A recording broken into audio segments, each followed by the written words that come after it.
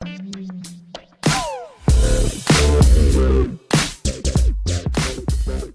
та бүхэнд энэ удаа Тэнцүү Бутархаан тухай бяцхан танилцуулах бэлтлээ. За тэгэхээр энэ одоо цаасан дээр байгаа энэ тэгш өнцөг техник бүтэн гэж авч үзвэл энэ хөх өнгөөр будсан хэсэг нь бол 3 тэнцүү хуваасны нэг нь байгаа. Тийм учраас энийг бутархаагаар илэрхийлж бичвэл 3-ны 1 гэж бичих боломжтой.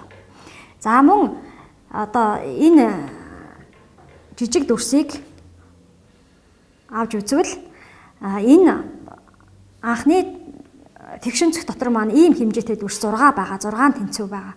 За тэгээ хөхөр будагдсан хэсэг маань ийм хэмжээтэй дүрс. Ийм дүрс маань хоёрыг агуулсан байна. Тийм учраас бид нар энэ бутархааг 6 тэнцүү хуваасны 2 буюу 6-ны 2 гэж бичих бололцоотой байна. За энэ хоёр бол тэнцүү байгаа. Ягаад гэвэл бид нар энэ хөх өнгөөр будсан хэсгийг илэрхийлж бичсэн учраас.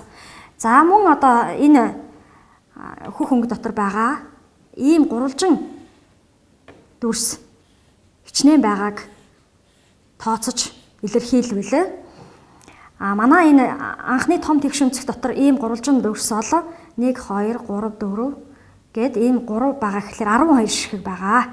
12 тэнцүү хуваасны нэг нь энэ гурвалжин дүрс байгаа. За тэгээ манай энэ хөх өнгөтэй хэсэг дотор бол яг энэ гурвалжин дүрс бол 4 байгаа. Тэгэхээр энэ 3 бутархаа бас хоорондоо тэнцүү гэсэн үг. Дахиад ийм жижиг гурвалжны хувьд аваад үзье. Энэ гурвалжны хувьд аваад үзвэл манай энэ том дүрс дотор энэ жижиг гурвалжин бол 1 2 3 4 гэд энэ 4 байгаа 8 гэхлээр 8 16 24 ширхэг байгаа. За тэгэхээр одоо энэ хөх өнгөөр илэрхийлж зурагдсан хэсэг маань 24 тэнцүү хуваасны за энд 8 байгаа гэхлээр 8 хэсэг нь гэсэн үг. Гэх мэтчлэнгээр энэ хөх өнгөөр зурагдсан хэсгийг хязгааргүй олон янзаар илэрхийлэх боломжтой харагдаж байна.